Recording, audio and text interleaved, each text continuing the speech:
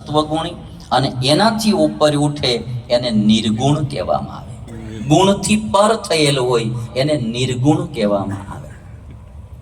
અને તમે જો શ્રીમદ ભગવદ્ ગીતા વાંચતા હો તો તમને ખબર હશે કે અર્જુનને ભગવાન શ્રી કૃષ્ણે એવું કહ્યું કે નૈસ્ત્રૈ ગુણ્યો ભવાર્જુન. હે અર્જુન, તું નૈસ્ત્રૈ ગુણ્ય ભવ, તું ગુણાતીત થા, ત્રણ ગુણથી પર થા, નિર્ગુણ થા, આવું ભગવાન કૃષ્ણે કહ્યું.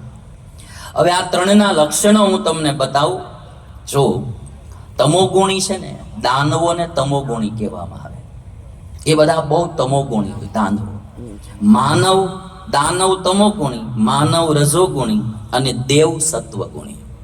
દેવોને સત્વગુણી કહેવામાં આવે, માનવ રજોગુણી અને દાનવ તમોગુણી.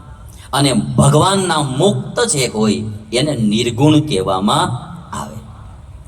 હવે તમને શોર્ટમાં આની વ્યાખ્યા બતાવું. તમોગુણી કોને કહેવાય? જે બીજાને દુઃખી કરે એ તમોગુણી.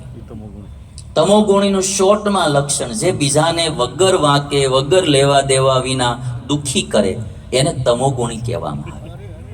તમોગુણીના બીજા બી લક્ષણો, અતિ આળસુ માણસ હોય એને તમોગુણી કહેવાય. અતિ ક્રોધી માણસ એ તમોગુણનું લક્ષણ છે. અતિ ઊંઘણશી, 12 કલાક હોવા દો તો ઊંઘ ઉઠે નહીં, સવારે 2 ગ્લાસ નાખો ત્યારે માંડ ઉઠે.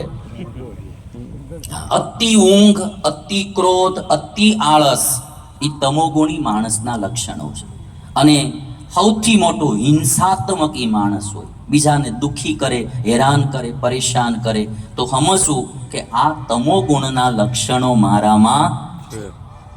અતિ આળસ, અતિ ઊંઘ, અતિ ક્રોધ, અતિ હેરાનગતિ, બીજાને કરવી, દુઃખી કરવા, હેરાન કરવા, આમાંનું કોઈ પણ લક્ષણ આપણામાં દેખાય તો સમજવું કે મારામાં તમોગુણનો ભાગ છે. એવી 5%, 10%, 15%, 25%, 50% જેટલો હોય એટલો, પણ આ આપણામાં તમોગુણનો ભાગ છે. રજોગુણી એ પોતાને સુખી કરે, એ બીજાને દુઃખી ન કરે. પેલા સાથે દેવનું બતાવી દઉં. બીજાને સુખી કરે એ સત્વગુણી માણસ. સત્વગુણી માણસ હોય એ જપ કરે, તપ કરે, વ્રત કરે, દાન પુણ્ય સત્કર્મ પરોપકારના કાર્યો કરે, બીજાને સુખી કરે તો એ સત્વગુણી માણસ છે.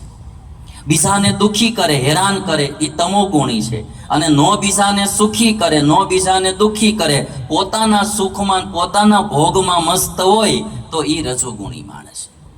આપણે બધાએ આપણું જોવાનું, આપણે કયા પ્રકારના છીએ. અને જે નિષ્કામ ભક્તિ કરે એને નિર્ગુણ ભક્ત કહેવાય. એટલે આમાં આપણે જોવાનું, જો આપણે બીજાને દુઃખી કરતા હોઈએ તો એટલો આપણામાં તમોગુણી ભાગ છે, એટલું આપણામાં દાનવપણું છે. આપણે બીજાને સુખી કરતા હોઈએ તો એટલો આપણામાં સત્વગુણ છે, એટલું આપણામાં દેવપણું છે. અને આપણે કેવલ આપણા જ ભોગમાં ડૂબેલા હોઈએ તો આપણામાં રજોગુણ છે, આપણે મનુષ્યમાં છીએ. અને જે માણસ સત્વગુણીના જે કાર્યો એ બધા જ નિષ્કામ ભાવે કરે, કેવલ ઈશ્વરને રાજી કરવા, તો એ નિષ્કામ ભક્ત છે, મુક્ત છે. આજે કાલિયનાગ કે છે, હે પ્રભુ અમે તમોગુણી છીએ, જન્મજાત ક્રોધી અને જન્મજાત બીજાને હેરાન કરનારા છીએ, લેવા દેવા વિના ડંખ મારનારા છીએ, અમે તમોગુણી છીએ. એટલે મેં આ 4 તમને ભગવદ્ ગીતાને આધારે બતાવ્યો. કૃષ્ણ ભગવાને આ ત્રણેય ગુણના લક્ષણો શ્રીમદ ભગવદ્ ગીતામાં બહુ વિસ્તારથી કહેલા છે. અને આપણે ખાલી વિચાર કરવાનો. પછી કોઈ જરા તરા બીજામાં દેખાય તો બોલતા નહીં, સમજી લેજો કે આનામાં આ ભાગ વધારે. મારું નામ તો લેતા જ નહીં.